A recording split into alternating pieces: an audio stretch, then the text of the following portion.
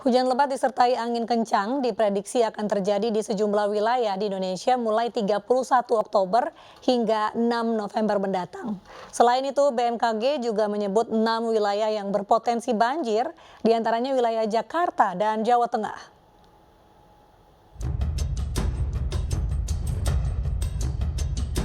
Badan Meteorologi, Klimatologi, dan Geofisika atau BMKG memperkirakan potensi curah hujan dengan intensitas sedang hingga lebat di sejumlah wilayah di Indonesia. Termasuk angin kencang dan petir pada periode 31 Oktober hingga 6 November 2021.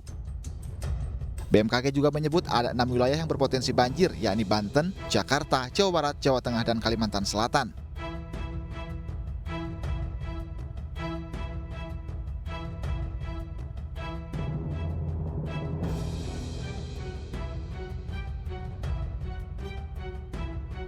Terkait hal ini, pemerintah Provinsi DKI Jakarta telah melakukan sejumlah antisipasi, mulai dari regulasi hingga penyiapan infrastruktur.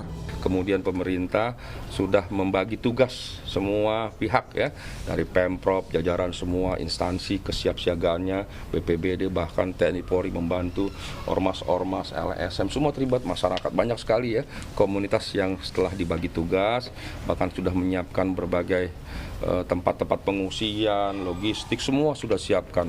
Selain itu, Pemprov DKI Jakarta juga telah melakukan sejumlah antisipasi berupa pengerukan lumpur di sejumlah kali seperti Kali Mokerfat Jakarta Barat, kawasan Sunter dan Rawabarak Jakarta Utara, serta Kali Kerukut di Bendungan Hilir Jakarta Pusat.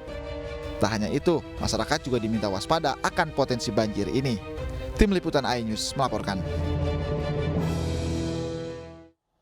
BMKG memperingatkan puncak musim hujan akan terjadi Januari tahun depan. Meski demikian, ancaman badai La Nina juga harus diwaspadai di sejumlah wilayah di tanah air.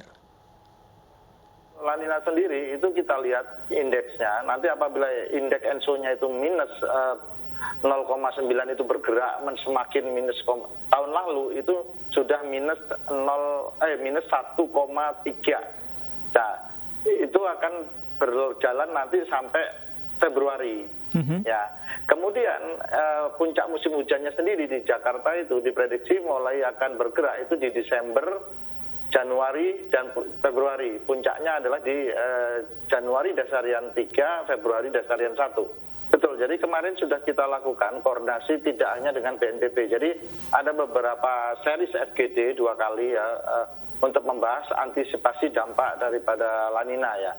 Itu dengan kementerian terkait dan lembaga terkait, misalkan kemarin juga kita lakukan dengan BNPB, kita lakukan dengan PUPR, kemudian kita lakukan juga dengan Menteri Pertanian, sehingga diharapkan dengan informasi awal ada koordinasi, itu masing-masing kementerian lembaga sudah menyusun langkah-langkah strategis dan teknis untuk mengantisipasi dampak yang terjadi akibat daripada